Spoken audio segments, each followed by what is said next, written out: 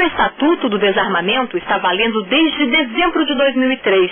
A lei proíbe que cidadãos portem armas de fogo, ou seja, saiam de casa armados.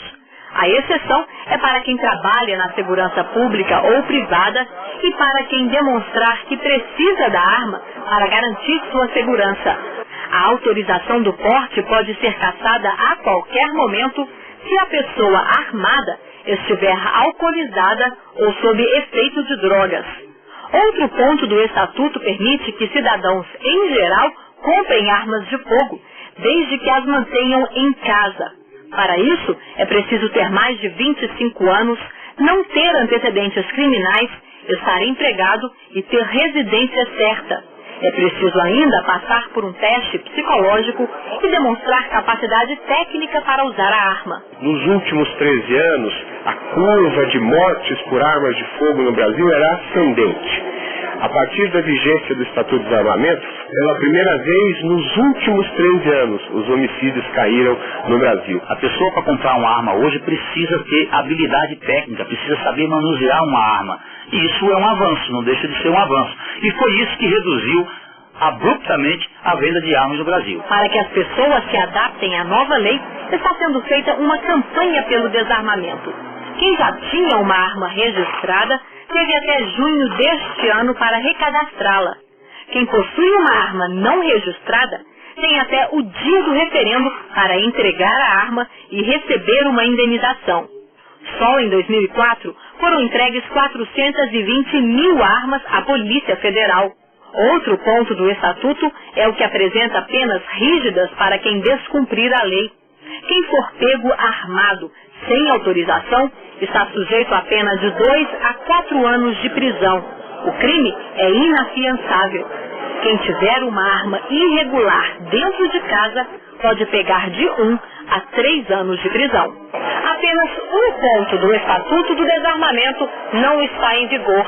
É o que proíbe a venda de armas de fogo e de munição em todo o país, a não ser para pessoas que trabalham na segurança pública ou privada, desportistas e moradores de áreas isoladas que dependam da arma para caçar. É que o Estatuto prevê que esse artigo só passará a valer se for aprovado pela população em um referendo popular. As outras regras previstas no Estatuto do Desarmamento e que já estão em vigor vão continuar a valer, seja qual for o resultado do referendo.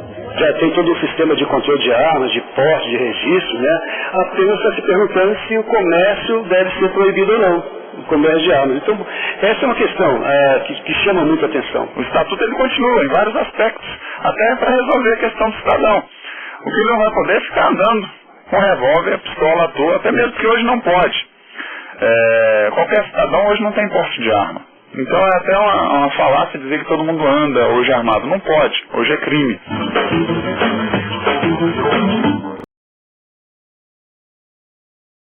Veja agora a reportagem do ano 2005 sobre o referendo de armas.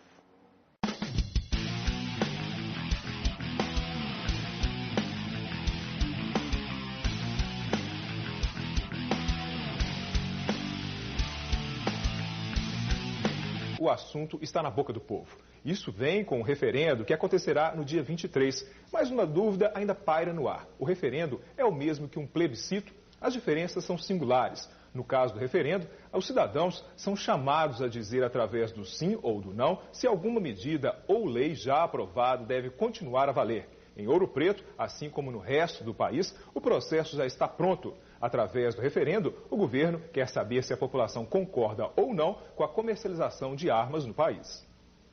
O referendo é uma consulta popular, porém é importante destacar que o referendo é a consulta ao povo feita depois da aprovação de uma lei, seja ela complementar, ordinária ou emenda à Constituição.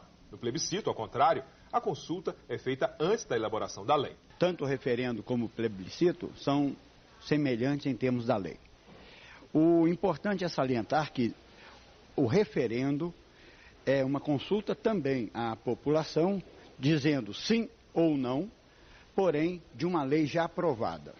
No caso do dia 23, está relacionado a uma lei que foi aprovada pela Câmara, em que se vai dizer sobre as armas que são ou não, continuarão ou não serem produzidas, fabricadas no Brasil. O plebiscito já está relacionada também a uma consulta popular, em tese de uma lei a ser feita no futuro, que não é o caso. O referendo já tem uma lei e que precisa do voto popular, dizendo-se sim ou não para ela entrar em vigor. No Brasil, o referendo não é uma novidade. A estratégia já foi utilizada no governo de João Goulart em 1961. O Congresso Nacional aprovou naquela época a emenda constitucional número 4, que garantiu a posse ao presidente Goulart, mas instituiu o parlamentarismo no país. 2 anos depois, a população foi consultada sobre a manutenção do regime presidencialista ou o retorno do presidencialista. Assim, em janeiro de 1963, foi realizado um referendo. Os eleitores responderam pelo retorno do presidencialismo. Agora, no dia 23, o eleitorado brasileiro responderá através da urna eletrônica se o comércio de armas e munições deve continuar existindo no país, ou, ao contrário, se esse comércio deve acabar. De acordo com Shirley Xavier, chefe do cartório eleitoral de Ouro Preto, serão 728 pessoas envolvidas no processo. As urnas eletrônicas já estão prontas. Ao todo, no município, são 65 locais para votação em 157 sessões eleitorais. Shirley Xavier lembra que o Tribunal Superior Eleitoral definiu os números associados às opções sim e não na urna eletrônica para o referendo de 23 de outubro da seguinte forma. A pergunta é uma interrogação. O comércio de arma de fogo e munição no país deve ser proibido? Então, veja bem, se você votar número 1, você está dizendo que não. Você está dizendo que as armas de fogo podem continuar a ser comercializadas no Brasil. Se você disser no 2, a tecla 2, você está dizendo sim, que é proibido vender armas de fogo no país. Este será o primeiro referendo do mundo em que a população será consultada sobre o desarmamento. A proibição do comércio de armas já consta no Estatuto do Desarmamento, mas somente com o referendo, esse ponto da lei terá validade. Alguns dos mais de 51.400 eleitores de Ouro Preto falam nas ruas sobre o processo. Estou indeciso ainda. Vou votar não. Por quê? Porque acho que é o seguinte, né, cara? O bandido que tá armado aí, entendeu? E vem pra assaltar a casa da gente aí, a gente tem que estar prevenido, tem que estar esperando ele, entendeu?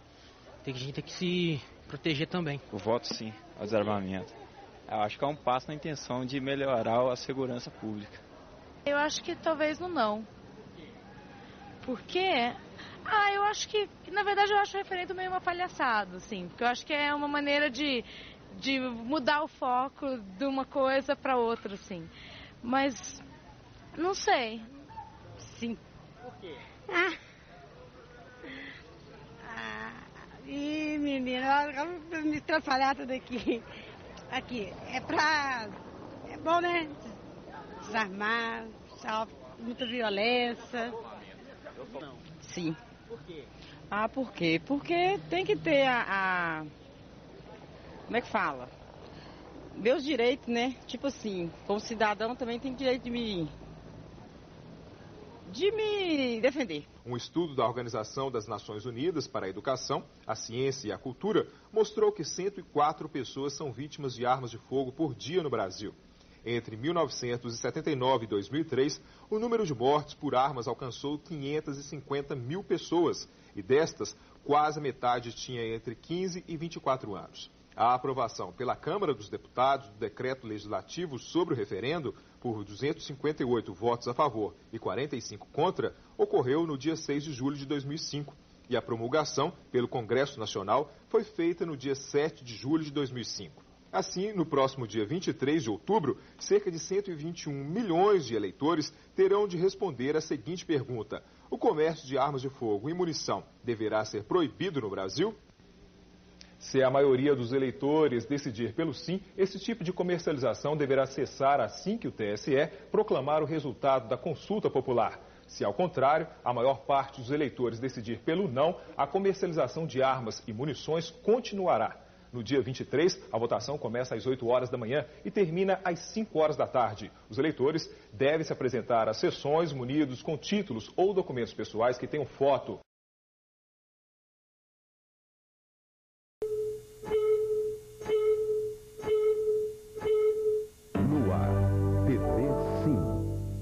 No referendo do dia 23, você vai decidir se é contra ou a favor da proibição do comércio de armas. Esse programa pode ajudar você a eliminar muitas dúvidas. Se o comércio de armas de fogo for proibido, a violência não vai aumentar? Existe hoje no país mais de 15 milhões de armas na mão de civis. Se bala resolvesse o problema, o Brasil seria um paraíso de segurança, né? Não é melhor desarmar o bandido do que desarmar o cidadão? O comércio de armas não ajuda a desarmar o bandido. A proibição, sim. Boa parte das armas que a polícia recupera na mão dos criminosos, um dia foi roubada de um cidadão armado. Bandido não compra arma em loja. Se bandido não compra arma em loja, para que proibir o comércio de arma de fogo? A maioria esmagadora das mortes por arma de fogo é provocada por acidentes domésticos, crimes passionais, discussões de trânsito, brigas de bar, vingança e rixa entre vizinhos. Faz 2 meses que eu tive até um irmão assassinado por arma de fogo. Agora a gente não pode nem xingar no trânsito, porque alguém pode te dar um tiro. Eu acho que um pai de família ele não pode ter uma arma dentro de casa, que é muito perigoso.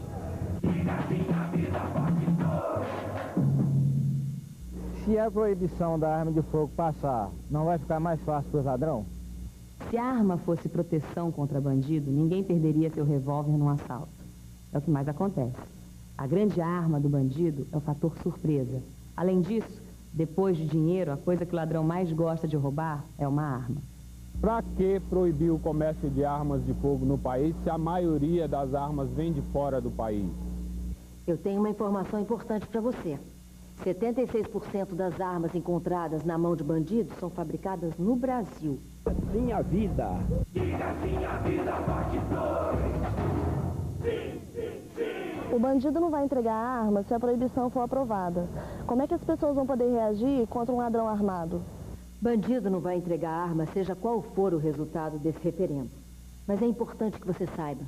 Quando uma pessoa reage com arma de fogo a um assalto com arma de fogo, ela aumenta sua chance de morrer em 180 vezes. Não esqueça que o bandido sempre ataca de surpresa.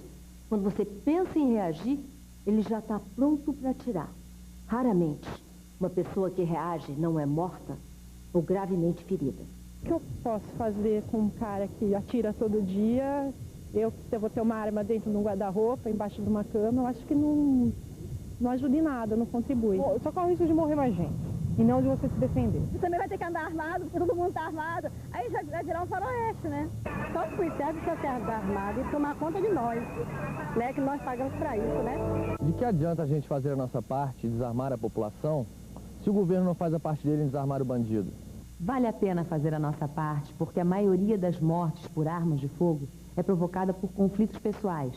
A proibição dificulta o acesso à arma, salva milhares de vidas e ajuda a diminuir a violência. Não esqueça que a arma do povo é o voto. Isso vale para o referendo e vale para as eleições do ano que vem. Não dá para cruzar os braços. Vamos fazer a nossa parte e exigir que o governo faça a dele. Eu vou levantar minha voz para ver o Brasil ser feliz de verdade. Lutar pela paz com a força de ser cidadão. Eu e você, todo mundo. É hora de afirmação. Eu digo minha vida, minha paz. Eu quero viver sempre assim. Vamos acabar com o comércio de armas. Dia 23, vote 2. A pergunta é: o comércio de armas de fogo e munição deve ser proibido no Brasil? Não se confunda. A resposta é sim. Vote 2. Diga sim à vida. Dia 23 de outubro, diga sim. Não vá por ar. Essa onda é boa. Diga sim à vida. Vote 2.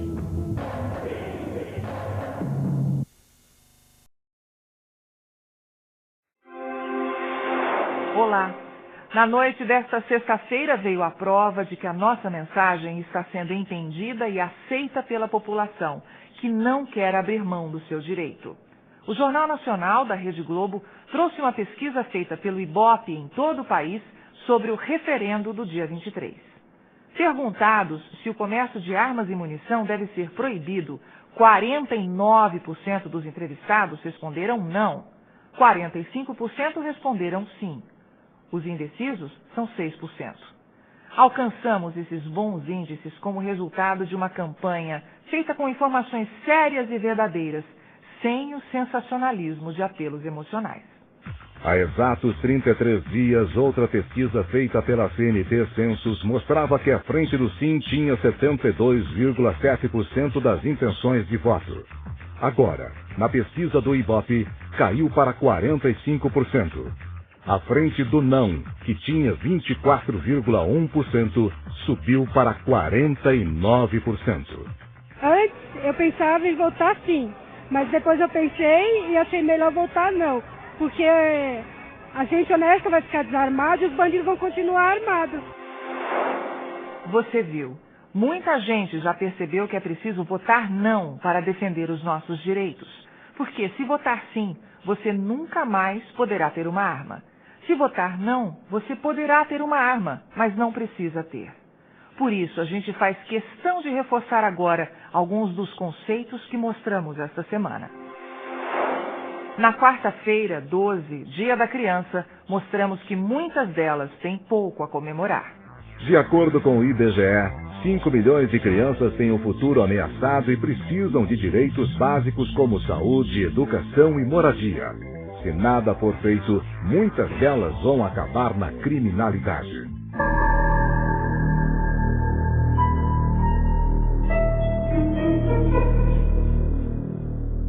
O assunto preocupa principalmente os professores, que, aliás, comemoram o seu dia neste sábado, dia 15.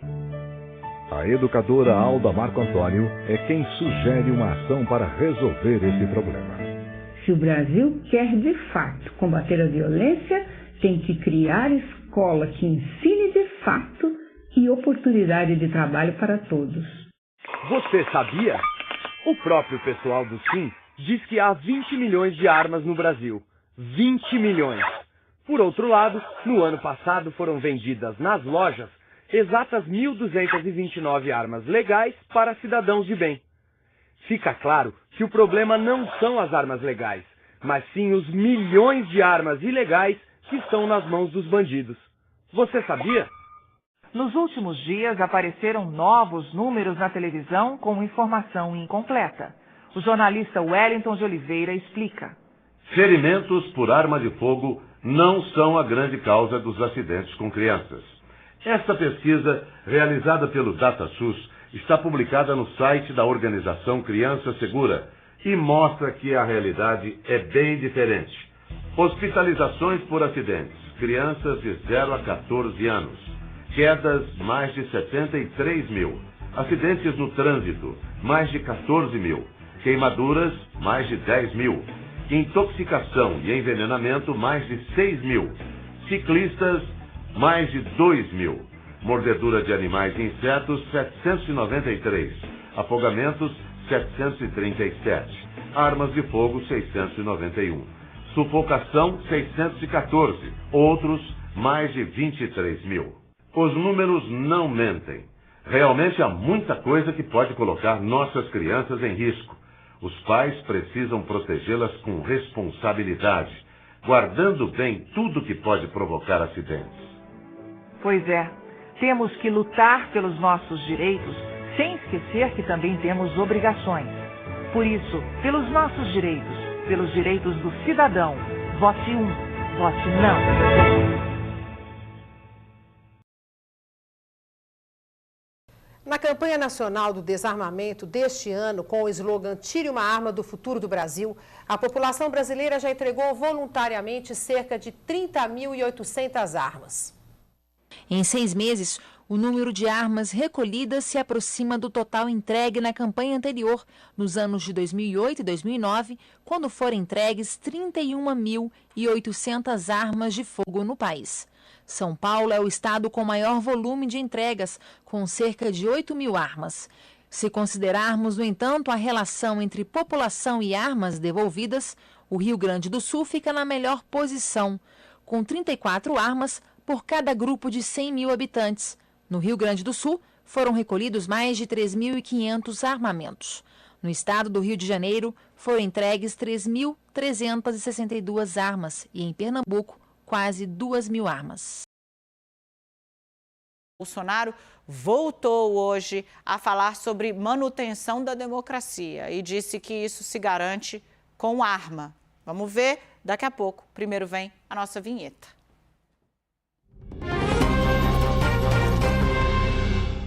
Nós defendemos o armamento para o cidadão de bem. Porque entendemos que a arma de fogo, além de uma segurança pessoal para as famílias, ela também é a segurança para a nossa soberania nacional. E a garantia de que a nossa democracia será preservada.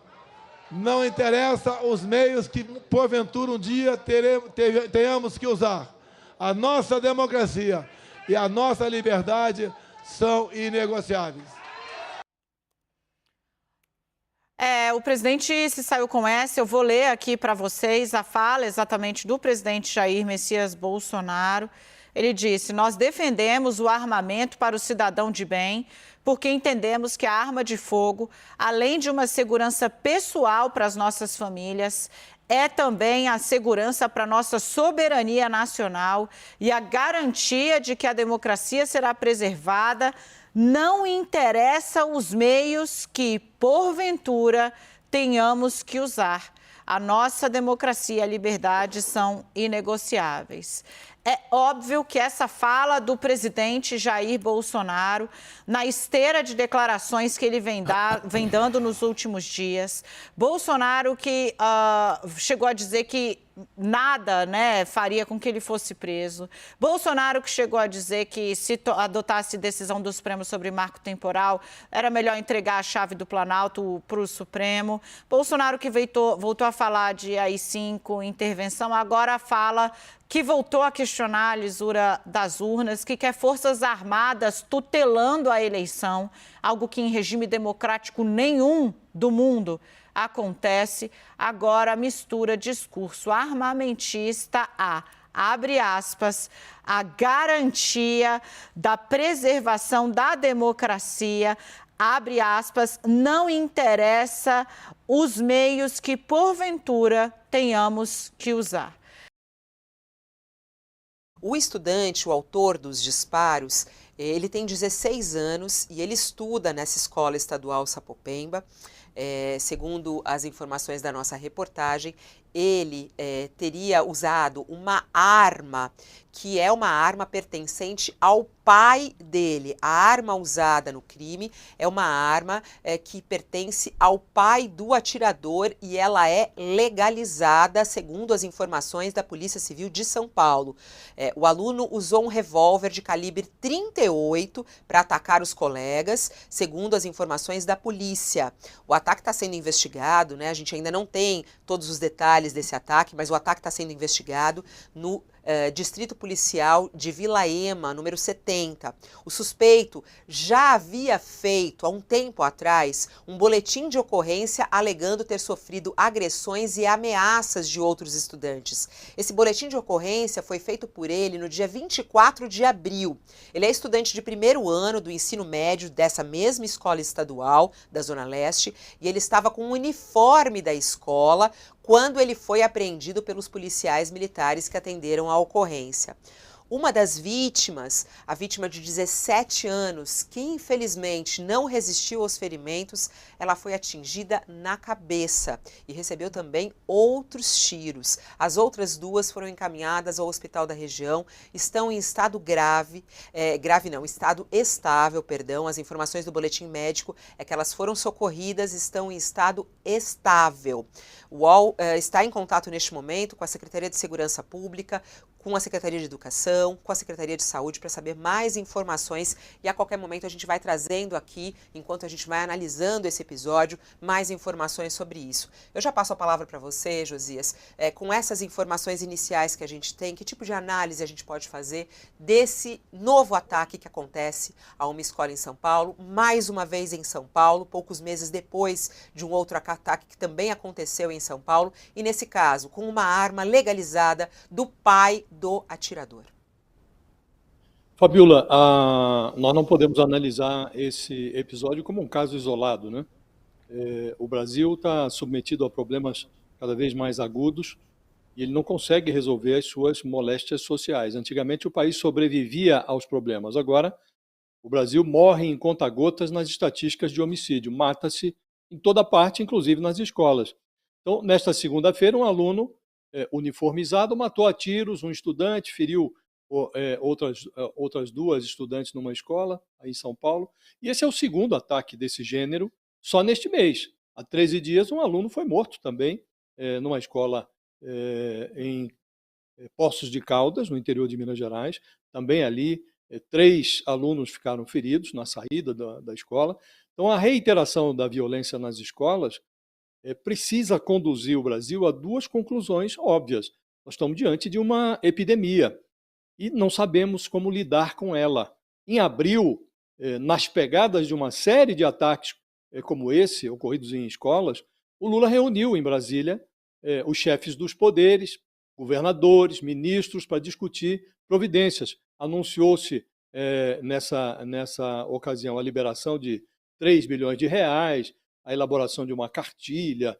O ministro da Justiça, Flávio Dino, se reuniu com representantes das plataformas que administram as redes sociais. Aliás, Josias, você falando do Flávio Dino, eu vou até colocar aqui o post dele agora há pouquinho, você falando sobre a atuação dele, já se pronunciou sobre isso. Vamos até colocar aqui, até que vocês já complementam. Ó, solidariedade às vítimas, às suas famílias e à comunidade escolar, né, estadual de São Paulo, alvo de ataque com arma de fogo. Aí ele diz, ó, o laboratório de crimes cibernéticos do Ministério da Justiça, que é justamente esse que você estava falando da atuação, né, desses ataques à escola, já foi acionado para auxiliar a Polícia de São Paulo a aprofundar as investigações. Essas são as primeiras informações, então, do ministro da Justiça, Flávio Dino, que tem tratado disso. É importante dizer que, desde o início da gestão Lula, né, alguns ataques já aconteceram e Lula, inicialmente, ligou imediatamente para Flávio Dino,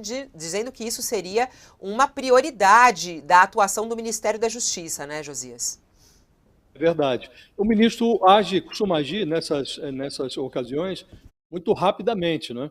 Lá também, em abril, ele teve muita agilidade. Acionou esse laboratório de crimes cibernéticos, convocou representantes, como eu dizia, das plataformas, das empresas que administram plataformas de redes sociais. Na ocasião, o Twitter revelou-se ali contrário à retirada de mensagens, de postagens que estimulam violência juvenil, e o ministro enquadrou o Twitter, deu 72 horas para que o administrador do Twitter, que agora até já mudou de nome, virou X, né, retirasse a tal publicação. Então, tudo muito ao tempo e à hora. Nessa mesma época, o Tarcísio de Freitas, governador de São Paulo, anunciou também um lote de medidas para combater, ou supostamente combater, violência nas escolas. Liberou 240 milhões, o governo federal tinha liberado 3 bilhões, o Tarcísio liberou 240 milhões, anunciou contratação de 550 psicólogos, 1.000 seguranças privados para atuar dentro das escolas estaduais, diz que os prédios das escolas ganhariam um botão de pânico, que haveria um reforço no policiamento e na ronda escolar.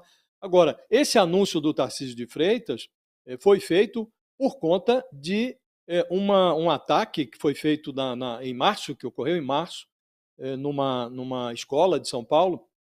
Nesse ataque, um aluno matou a facadas, todos vão de se recordar, uma professora, chamava-se Elizabeth Tenreiro, salvo engano, era uma senhora já com mais de 71 anos, e houve também, foram feridas outras 4 pessoas. Nesse caso, não foi arma de fogo, foi faca. Estamos diante de uma epidemia, Fabiola, e está claro que o Estado está correndo atrás do prejuízo e não está conseguindo resolver o problema. E é um problema que não envolve apenas o Estado, envolve o ambiente escolar, envolve as famílias, envolve a dificuldade que a sociedade tem. Não é um problema só brasileiro, a dificuldade que a sociedade tem de lidar com essas ferramentas da modernidade. Hoje, as crianças estão submetidas a telas de celular, laptop e conversam mais com essas telas virtuais do que com os seus pais. Então, é uma epidemia, não estamos sabendo lidar com ela, Fabiola, e enquanto não lidarmos adequadamente com o problema, vamos experimentar esse tipo, essa reincidência, essa reiteração de assassinatos em escolas. Era um problema mais presente nos Estados Unidos, ali houve uma proliferação de armas, não há muita facilidade na compra de armas nos Estados Unidos, mas agora o problema é também um problema brasileiro. Também aqui Sim. houve uma proliferação na comercialização de armas e não estamos sabendo lidar com o problema, Fabiola, essa que é a verdade. O assassino que invadiu 2 escolas e deixou 3 pessoas mortas e 11 feridas em Aracruz, no Espírito Santo, foi preso no início da tarde dessa sexta-feira. A informação foi confirmada pelo governador Renato Casagrande nas redes sociais.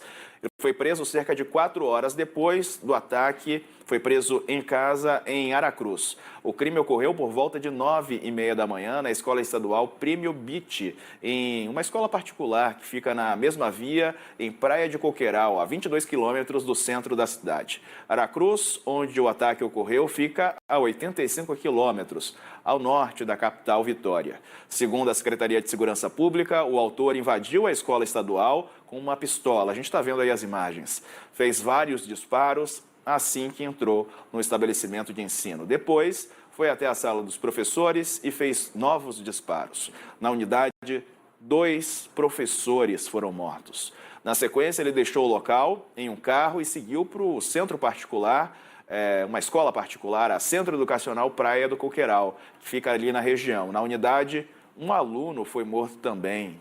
Olha só que chocante essas imagens, né? Imagens das câmeras de segurança mostram o momento que o assassino invade a escola e cerca de 1 minuto depois deixa o local. Então foi uma ação rápida, a gente está vendo ali o momento em que ele corre, não é? E as câmeras vão flagrando a movimentação nos corredores. E aí já a guarda agindo, não é, para tentar prender esse criminoso. A polícia diz que prendeu, portanto, o assassino, esse homem que invadiu as escolas. Na primeira, como eu disse há pouco, deixou 2 professores mortos. Na segunda, um aluno, né? Um crime bárbaro, além de 11 pessoas que ficaram feridas.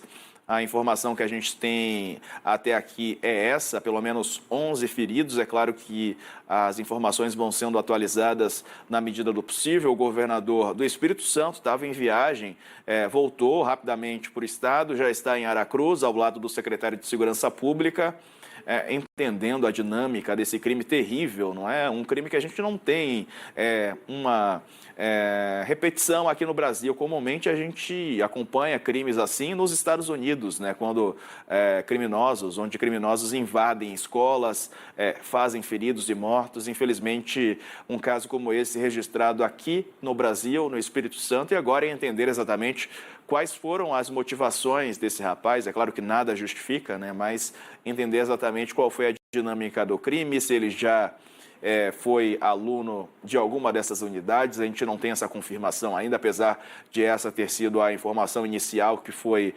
divulgada inicialmente, né? Ainda não foi confirmada. E agora há pouco o nosso repórter lá em Vitória confirmou que a Secretaria de Segurança Pública marcou uma entrevista coletiva. Então a gente vai trazer aí já mais atualizações. Aí a gente está vendo o momento em que ele já preso cobre o rosto, né, para não ser identificado, mas teremos outras oportunidades, é claro, de trazer a imagem dessa pessoa, desse bandido, né, desse criminoso, dessa pessoa aí que faz esse tipo de ataque, né, invadiu uma escola armado com a intenção realmente de ferir as pessoas e conseguir, né, não só ferir, como matar 3 pessoas. A gente até borrou ali a imagem no fundo para, é claro, preservar a imagem das crianças. É uma cena muito forte, não é? Dele correndo, entrando aí nessa escola. Foram 2 em sequência. Do lado esquerdo da tela você vê o momento da prisão, não é? A imagem da delegacia. E, ele está sendo preso ali, né, tampando a cabeça nessa imagem, né, tampando o rosto. E na imagem da direita a gente está vendo a ação em si, as imagens das escolas, das câmeras de segurança que flagraram esse momento aí terrível da ação, né, que foi rápida. 1 minuto ele deixa a segunda escola, 1 minuto depois, e deixa esse rastro de destruição por onde passa. O saldo terrível de 3 mortos, 2 professores e 1 estudante e 11 pessoas feridas, né, provavelmente profissionais e alunos dessa escola. E aí o momento que ele é preso, ainda bem identificado, é claro que a gente aguarda mais confirmações, mas a Secretaria de Segurança Pública, a Polícia do Espírito Santo, fala que esse é o homem que atirou e matou essas pessoas e ele já foi localizado e, portanto, preso. A gente está no aguardo de mais informações que vão chegar, é claro, ao longo da tarde. A gente vai atualizar vocês sobre esse caso terrível que chega aí do Espírito Santo.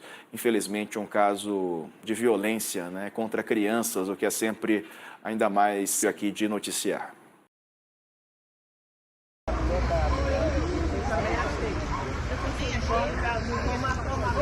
Pessoal, comandante Vinotti, tivemos agora há pouco na cidade de Indaial, bairro Tapajós, Rua Monte Videl,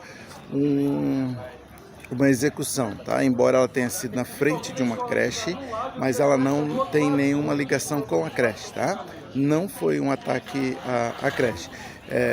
Aqui no local há um masculino maior em óbito, alvejado por vários tiros, e uma feminina com ferimentos leves e uma criança com ferimentos leves também, tá? Mas não tem nenhuma relação com a creche, com a rede de ensino, tá? Foi uma execução em frente a uma creche.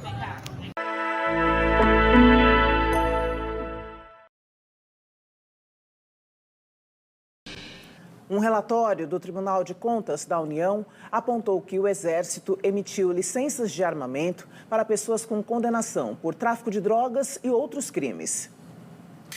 O documento obtido pelo jornal O Estado de São Paulo aponta que de 2019 a 2022, 5.235 pessoas em cumprimento de pena tiveram suas licenças de caçador, atirador e colecionador autorizadas, renovadas ou mantidas pelo Exército Brasileiro. Entre elas, 1.504 respondiam a processos penais quando solicitaram o registro de CACs. As outras foram condenadas após o pedido. Nenhuma autorização foi barrada. Outras 2.690 pessoas foragidas da Justiça também tiveram a licença concedida. Segundo o Estatuto do Desarmamento, o acesso a armas de fogo deve ser garantido somente a pessoas que comprovem ser idôneas, ou seja, que não respondem a inquérito policial ou a processo penal. No relatório, o TCU conclui que a legislação não está sendo cumprida e que a falta de uma declaração de antecedentes nacional e unificada é um dos motivos. Um decreto de 2019, sancionado pelo ex-presidente Jair Bolsonaro, permite que o solicitante da licença CACs comprove sua idoneidade somente com documentos de sua atual unidade federativa de residência. Dessa forma, quem responde a processo penal em um estado pode adquirir a licença em outro. Os crimes mais comuns cometidos pelos solicitantes, de acordo com o TCU, foram tráfico de drogas, homicídio, lesão corporal dolosa, direção sob efeito de álcool, roubo, receptação e ameaça. Em resposta à reportagem do jornal, o Exército Brasileiro disse que o relatório do TCU é sigiloso e afirmou que adota todas as medidas cabíveis para aperfeiçoar os processos de emissão e de fiscalização dos CACs. A vítima já identificada, viu? Como Rogério de Assis Moraes Júnior, de 23 anos, e segundo informações, ele foi morto aí com cerca de 20 tiros e as armas utilizadas teriam sido 2 calibres diferentes. E, inclusive, além dos 2 calibres de arma de fogo que você mencionou, foram também desferidas golpes de arma branca. Então, assim, foi um crime que possivelmente várias pessoas cometeram. No local, uma pequena vila no Varadouro, mas as pessoas já estavam recolhidas, então, pelas informações, ninguém presenciou. Ouviram os tiros E, obviamente, só saíram após os autores se evadirem do local. E, segundo os próprios familiares, a vítima era envolvida com facções, foi envolvida num conflito de facções no Jacaré, por esse motivo foi expulso de lá e toda a família teve que se mudar também por conta disso. Ele estava aproximadamente um mês ali no bairro do Varadouro, né? E infelizmente até o momento não houve nenhuma informação sobre a autoria. A motivação a gente já tem certeza que foi esse conflito de facções, mas a autoria ainda não temos nada e por isso precisamos da comunidade para que nos ajude por meio do Disque Denúncia 197. Qualquer informação vai nos ajudar nas investigações. Doutor, a família chegou a comentar se ele já teria sido preso no passado? Algum parente falou sobre isso? Sim, comentou que ele já havia sido preso e teve uma outra prisão que a gente não chegou a confirmar, recente, que inclusive foi uma apreensão que houve de armas e coletes, mas ainda que eu não cheguei a confirmar essa prisão. O delegado falando aí com o Michel Andrade, esse jovem de 20 anos foi executado com 20 disparos de arma de fogo, isso aí lá no Porto Capim, na madrugada, né? Nessa madrugada. E nesse mesmo local acontece também uma operação nesse exato momento, o Oni Gomes está lá. Essa operação, né, que localizou, você está vendo essas armas. Um jovem de apenas 26 anos de idade. Ele foi vítima de um assassinato a tiros em plena luz do dia na Praça General Lavaneri Vanderlei, no bairro de Cruz das Armas, em frente ao quartel do 15. Betinho Nascimento é o repórter, vai trazer as informações aqui na tela do Rota da Notícia. Início da tarde desta terça-feira, meu irmão, e mais uma vez estou aqui nesta praça, Lavaneri Vanderlei, aqui em Cruz das Armas, fica bem em frente ao 15º Batalhão do Exército. E mais uma vez, homicídio registrado aqui neste local. Neste banco, a vítima foi encontrada, o Rondinelli Silva Maia, de 26 anos, morador aqui da região, estava aqui com outra pessoa. Segundo informações, 2 elementos chegou de moto aqui, visualizou ele aqui na praça e efetuou vários disparos contra o mesmo. Ele estava sozinho? Como? Segundo informação, que ele estava com outra pessoa aqui, mas não cheguei a saber quem era. O pai da vítima esteve aqui no local, disse se haveria alguma motivação para isso, já deixou alguma coisa adiantada assim? O pai da vítima, os irmãos já chegaram aqui, mas não entrou em detalhes. Situação complicada para eles, né? Desesperados. Positivo. Ainda não há, então, o que a gente dizer de motivação desse crime? Até o momento, não. O SAMU veio aqui, mas apenas constatou o óbito. Na sequência, a Polícia Civil, o delegado de plantão Cláudio Manuel e a equipe da perícia veio realizar todos os procedimentos periciais, analisar o cenário do crime, entender um pouco como é que foi a dinâmica e também analisar os ferimentos no corpo da vítima. Pelo que a gente observou, esse rapaz que foi morto, o Rondinelli, ele talvez tenha tentado fugir, né? Tenha tentado correr e no momento de desespero ele tentou se abrigar ali debaixo daquele banco. Tanto é que um dos tiros que deram passou pela armadeirinha do banco. A gente viu ali, tem 3 pontos de contato de projétil nas madeiras do banco. E no corpo, os tiros todos pelo lado esquerdo dele, tá? Alguns nas costas e um na cabeça. Foram 4 tiros. Na posição que ele ficou mesmo, ali debaixo do banco, ele foi atingido. Então, talvez tenha sido perseguido, tentou se abrigar ali debaixo daquele banco, foi alcançado e morto. Dá para saber que arma foi usada, doutor? Olha, aqui no local a gente não encontrou nenhum elemento balístico. Então, a partir desses elementos é que a gente determina qual calibre que foi utilizado. Como não tinha, a gente não pode dizer. Somente pelos ferimentos que a gente viu, pela espessura dos ferimentos, a gente não tem como dizer. Como não tinha estojos aqui no local, a gente fica achando que pode ter sido um revólver, mas isso não quer dizer que foi um revólver, né? Pode ter sido. A informação da polícia é de que o jovem não tinha passagens, não tinha histórico policial, mas claro, tudo será investigado agora pela Polícia Civil. Vale ressaltar que aqui na Avenida Cruz das Armas, onde aconteceu este fato, inclusive nesta praça, 31 de janeiro, aconteceu outro homicídio aqui neste ponto. Vocês lembram do caso? O Lucas estava saindo de casa, estava indo para o cemitério aqui de Cruz das Armas para participar do sepultamento de um amigo que foi morto também a tiros no bairro do Roger. E aqui no caminho foi abordado e ali, embaixo daquela árvore, acabou sendo atingido e morreu também neste local. O detalhe é que na ocasião, o circuito de câmeras aqui na região acabaram flagrando toda a movimentação. Inclusive a polícia teve acesso dessas imagens. Agora, mais uma vez, esse outro crime também será apurado se as câmeras aqui da região flagraram toda a movimentação para a polícia conseguir pegar os indivíduos que cometeram o assassinato e entender a motivação deste homicídio. As imagens são de Arivelton Lins, o Venta de Tucano, aqui é repórter Beto Nascimento, para você que acompanha a nossa TV Arapuã. É um dia como outro qualquer. Você precisa ir ao shopping, comprar algumas coisas. Nas vitrines das lojas estão lá roupas, sapatos, celulares, bicicletas, revólveres. Isso mesmo.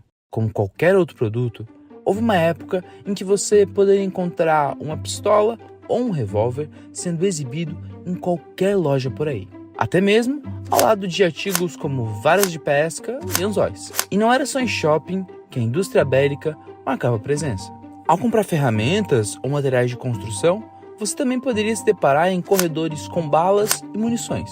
Era tão comum que as armas chegaram a virar acessório. A indústria da moda, por exemplo, aderiu ao costume com modelos de bolsas e maletas com espaço feito para guardar as armas.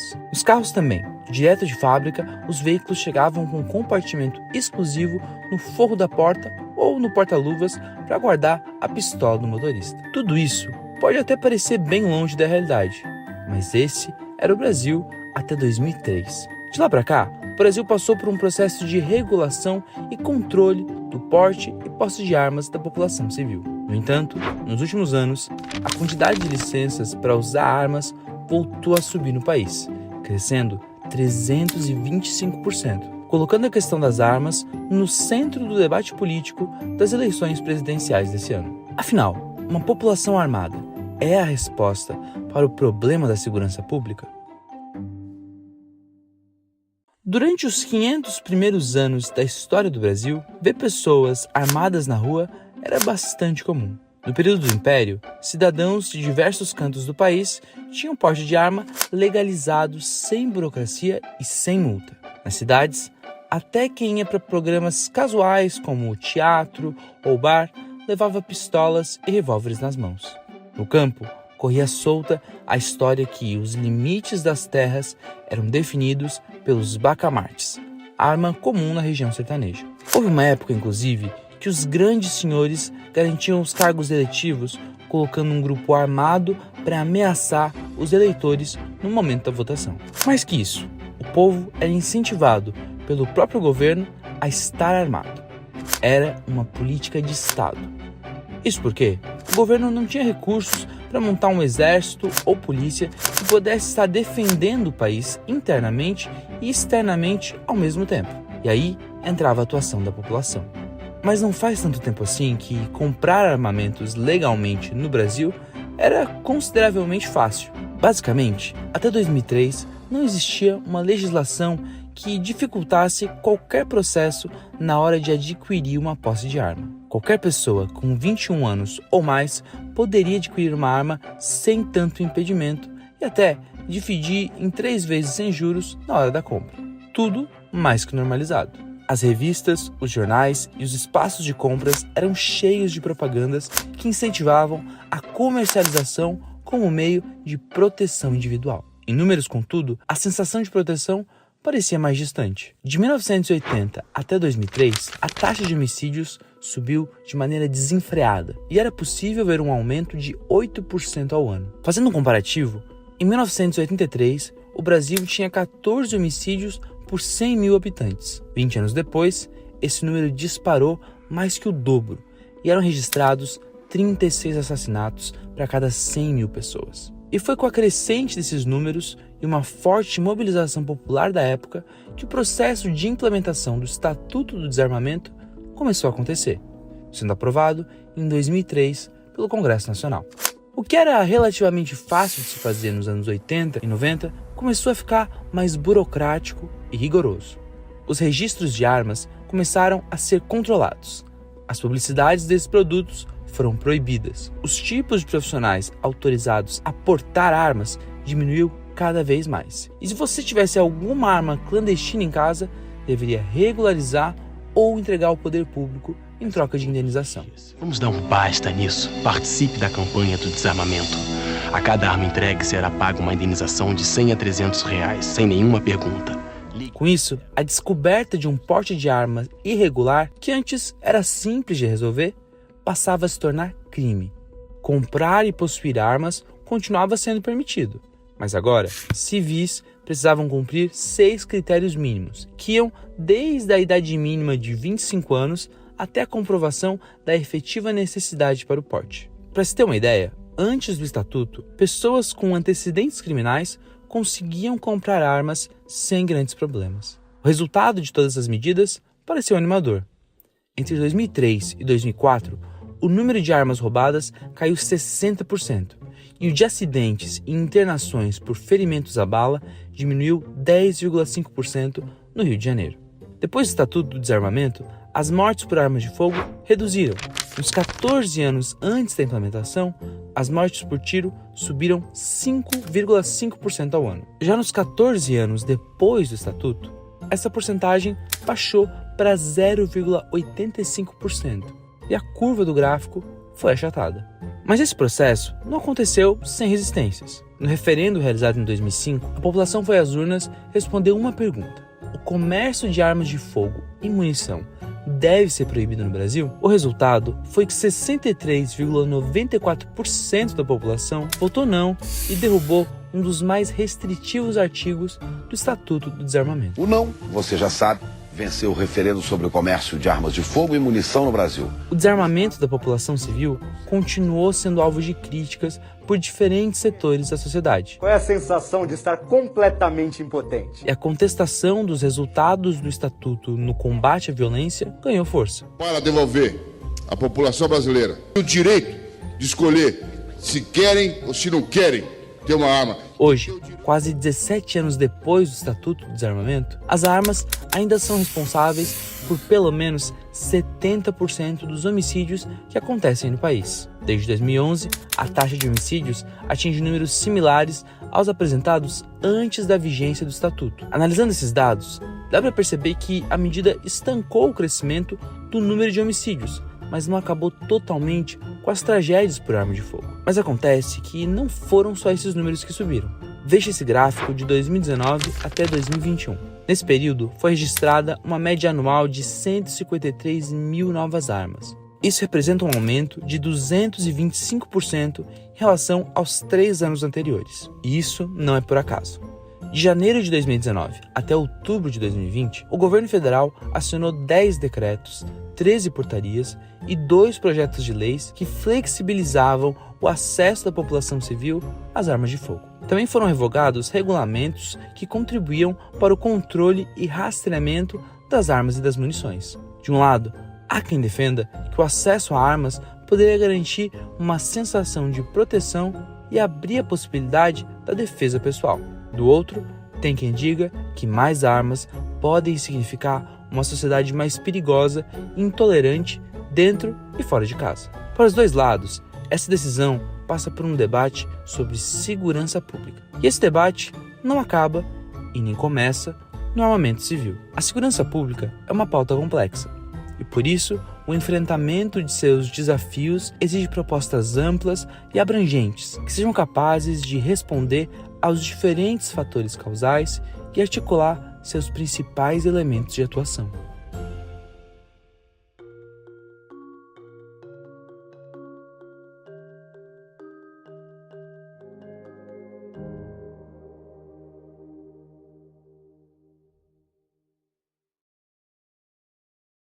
Entre esquerda e direita, a segurança pública ela continua sendo tratada com negacionismo. Mais de 70% dos homicídios no Brasil acontecem com arma de fogo. Então, olhar para a arma de fogo como um fator de risco ao homicídio e como ele exerce um papel tão determinante na segurança pública é muito importante. Fazendo um histórico, né, quando a gente observa a aprovação da Lei de Controle de Armas em 2003, ele era fruto de uma discussão enorme que vinha da sociedade civil, participando ativamente, trazendo esse elemento da arma de fogo como um contexto muito relevante da segurança pública para o contexto brasileiro. A gente tem a aprovação da lei em 2003, ela começa a ser aplicada em 2004 e naquele momento com duas características que eu considero muito relevantes. O primeiro é que ele estabelecia um controle e ele proibia o porte de armas para civil, um elemento muito central que era as pessoas não andarem armadas. Num contexto de grande conflitividade que a gente tem no país, além de ser um país muito violento, a retirada de armas de circulação naquela condição, naquela característica, teve um papel muito significativo na mudança da trajetória do aumento dos homicídios que a gente vinha vivendo, desde a década de 80 até 2003.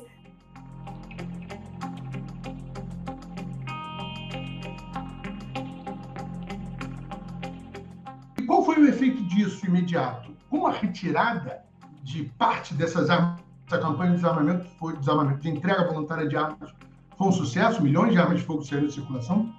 A gente teve uma mudança no ritmo de crescimento de homicídios por arma de fogo. Ele crescia, até 2003, cerca de 7% ao ano. E logo nos primeiros anos, após a entrada em vigor do Estatuto de Desarmamento, houve uma queda. Tem um estudo da Unesco, se eu não me engano, que ele comprova que só a entrada em vigor do Estatuto de Desarmamento e a diminuição do ritmo de crescimento dos homicídios por armas de fogo poupou milhares de vidas. Se a gente tivesse seguido aquela tendência, poderíamos ter um problema muito maior. Mas, infelizmente, não foi o suficiente para diminuir a violência armada no Brasil, porque não é uma legislação milagrosa, ela foi muito boa, é muito boa, mas careceu, precisava de mais algumas coisas. E durante esses 20 anos, ao invés da gente modernizar a legislação, o que houve foi justamente o contrário. Desde 2003, essa legislação tem sofrido uma série de ataques.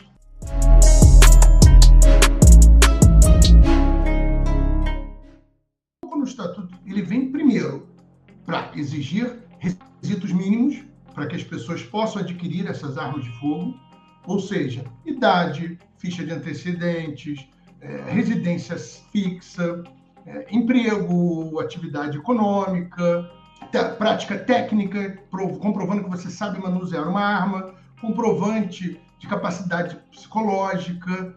E, além disso, nessa parte do controle, entender de conseguir restringir para quem vai essas armas, também houve fortalecimento de bancos de dados, principalmente o SINARM, que é o Sistema Nacional de Armas, onde essas armas que passaram a ser adquiridas foram registradas. Mas, ao mesmo tempo, o Estatuto inovou aqui no Brasil quando ele traz duas possibilidades, que é a regularização das armas que estavam em circulação na sociedade, e mais de 1 milhão de armas de fogo foram regularizadas, foram registradas, isso chamou de anistia na época, que era a ideia do governo de ter noção de como está esse mercado de armas, e também a entrega voluntária de armas de fogo, onde as pessoas que não queriam mais ter uma arma de fogo, não desejavam possuir uma arma de fogo, poderiam entregar essa arma sem muitos questionamentos e ainda recebiam uma indenização. O Estatuto do Desarmamento, ele está completando aí, né, são 2 décadas, entre aspas, em vigor. E o porquê que eu digo, né, entre aspas, porque apesar de ser uma lei, né, com vários mecanismos, com várias deliberações, muito pouco do que está previsto ali foi realmente implementado, cuidado, fiscalizado, verificado.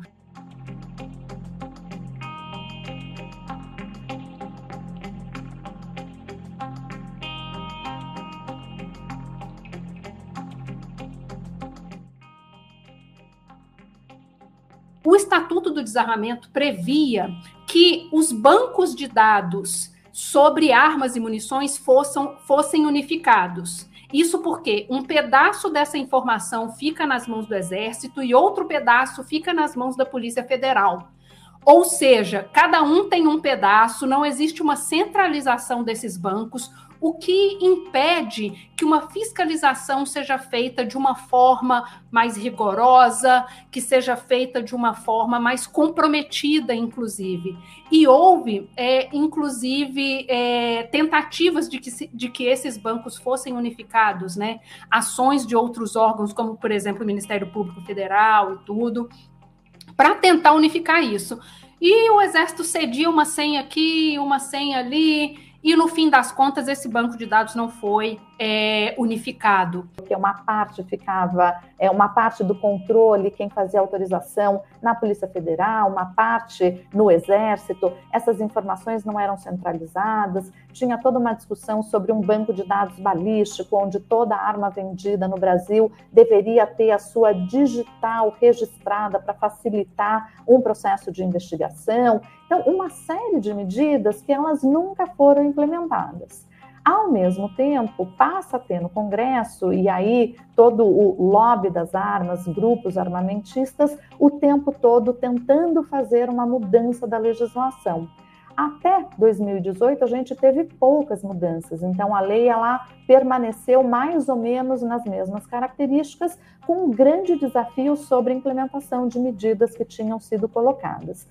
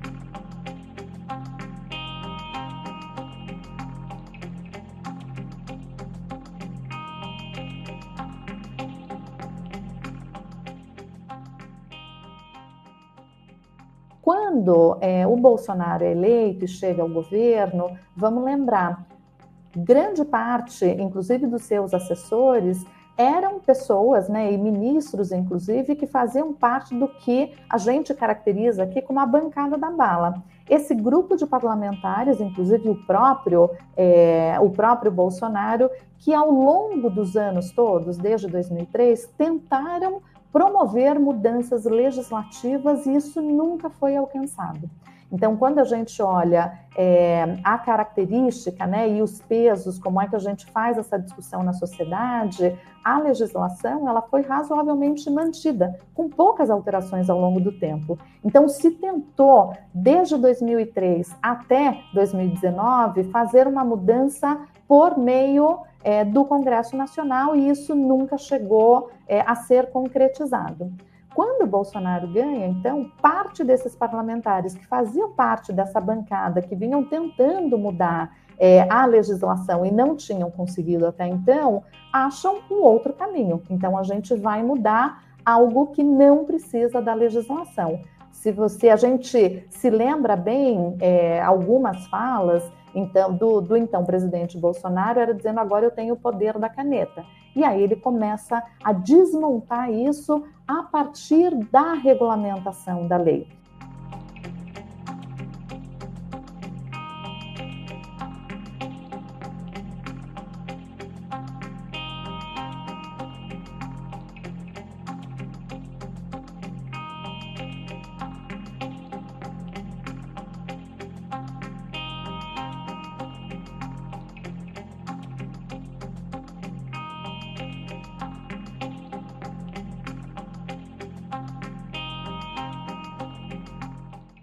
Mas por que ele fez por decretos?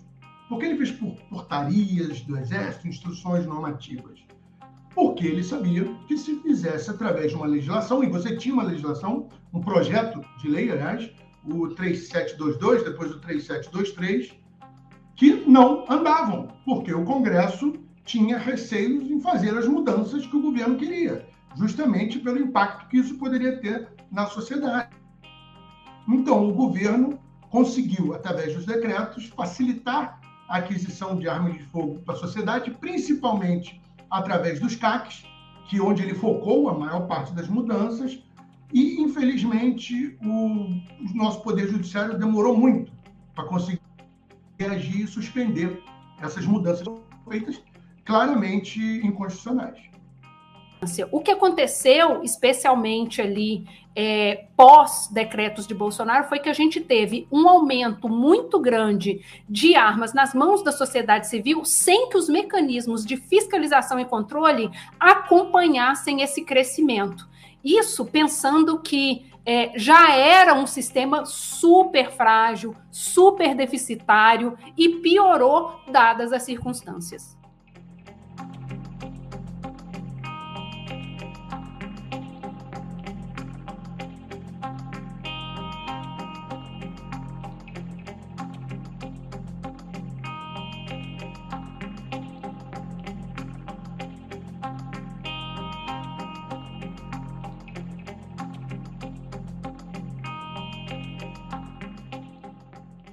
No momento que a gente está atualmente, o que a gente viu ao longo dos últimos anos, foram as pessoas comprando armas, e aí tem muitas questões, que é qual era o tipo de arma, teve uma mudança no perfil do que podia ser comprado ou não, teve um incentivo, aí sim, por parte do então presidente Bolsonaro, para que as pessoas comprassem armamento. Então, ele muda bastante a característica da arma em circulação, autorizando uma circulação de um armamento muito mais letal, um armamento muito mais potente. E isso tem consequência na criminalidade, porque, infelizmente, as pessoas acham que o mercado legal e o mercado ilegal são mercados completamente diferentes, isolados. Mas, na verdade, é um mercado só. Se eu aumento ou mudo o perfil de armas em circulação no mercado legal, eu acabo automaticamente mudando um pouco esse perfil do mercado ilegal também. Isso afetou o perfil das armas no mercado legal e também no ilegal. Através de um levantamento também que eu fiz, o número de apreensões de pistola 9mm triplicou em São Paulo e tem aumentado no Rio de Janeiro. Significa que essas armas aumentou a sua circulação no mercado legal e também no ilegal. Inclusive, há levantamento feito que comprova que o perfil da arma utilizada no crime, inclusive, tem modificado. Por quê? Por exemplo, facções criminosas no Rio de Janeiro têm passado a utilizar a pistola 9mm com kit rajada para fazer a contenção em uma operação policial. Mas por quê? Porque é mais barata, porque a munição é mais barata e, se for apreendida, o prejuízo é menor, sem contar que é mais fácil de esconder. Então, a gente não está falando numa mudança em que afetou somente o mercado legal. Afetou todo o mercado, também o ilegal, e são instrumentos que vão durar 50 anos. Então, a gente vai sofrer os efeitos disso por muito tempo. E a gente sabe que a situação do Rio de Janeiro é um caos quando a gente pensa em segurança pública e em violência armada, levando em consideração os números altíssimos de balas perdidas, o alto número de policiais mortos, feridos, em serviço, fora de serviço, a quantidade de chacina. E, apesar disso, o governo do estado não levantava dados sobre vítimas de balas perdidas, o governo do estado não conta os seus próprios agentes que foram baleados fora de serviço, só faz a contagem daqueles dentro de serviço. E também não tem um número, ninguém conta chacinas, ninguém contava, porque isso é uma coisa que o Instituto Fogo Cruzado, que eu dirijo, faz hoje em dia, congrega esse tipo de informação. Então, assim, pensando em segurança pública, pensando em acesso a armamentos, em tráfico de armas e munições, eu acho que o ponto central é isso. A gente não tem uma política nacional que pense a segurança pública, né, e que agregue os dados que são fundamentais para construir essa política de segurança pública. infelizmente, são poucos os estados que fazem, primeiro, um acompanhamento sobre qual é o perfil desse armamento. A segunda, fazem investigação não só sobre o crime onde essa arma estava sendo utilizada, mas também em relação à arma em si, qual é a origem, se ela foi desviada, se ela tem registro. Não são todas as polícias que olham para essa informação de armas para gerar, seja informação para entender como é que essa circulação tem acontecido, seja para desenvolver mesmo uma política de controle aí no âmbito dos estados. Porque essa retirada de arma em circulação e o estudo sobre o perfil das armas também nos permite entender como é que o crime organizado ou mesmo a criminalidade mais difusa tem se armado, de onde vem esse armamento, se esse armamento está se renovando, como é que essas políticas de entrada em arma de circulação têm afetado a criminalidade. Infelizmente, esta ainda não é uma prática recorrente nos estados. O Estatuto do Desarmamento está completando aí 2 décadas, né? E apesar, né, de todos os poréns, de coisas que estão previstas ali e que não foram implementadas de fato, a situação da segurança pública no país relacionado a armas teve alguma melhora, como é a questão como mostrou um estudo do IPEA que analisou a informação sobre homicídios, né, e mostrou que 14 anos antes do Estatuto, os assassinatos por arma de fogo no Brasil cresciam em média 5,5% ao ano. E depois do Estatuto do Desarmamento, essa taxa caiu para menos de 1% ao ano. Então, isso é um dado estatístico que mostra uma certa efetividade. Porém, isso poderia ser, de fato, mais efetivo, se a gente tivesse realmente implementado todas as previsões que estão ali determinadas. O presidente Jair Bolsonaro alterou o decreto que amplia o porte de armas. A versão ratificada não permite que cidadãos comuns portem fuzis, carabinas ou espingardas. Apenas os proprietários rurais poderão adquirir esses tipos de arma e mantê-las em casa. Segundo o governo, as mudanças foram introduzidas por questionamentos feitos perante o Poder Judiciário, no âmbito do Poder Legislativo e pela sociedade em geral. O decreto autorizou em 7 de maio o porte de armas a determinadas categorias: políticos, caminhoneiros, caçadores, praticantes de tiro esportivo, entre outros. Mas foi questionado na Justiça por consultorias técnicas do Congresso e por organizações da sociedade civil dedicadas ao estudo da violência. Em 2003, a gente teve a chance de tirar qualquer papel dos militares na questão que eles têm esse papel durante todo o século XX. E com a redemocratização, não é papel de militar controlar a circulação de armas de fogo na sociedade civil. Isso é papel das instituições civis. E eu acho que no governo Lula agora se caminha, pelo menos há uma esperança de que se caminhe nessa direção.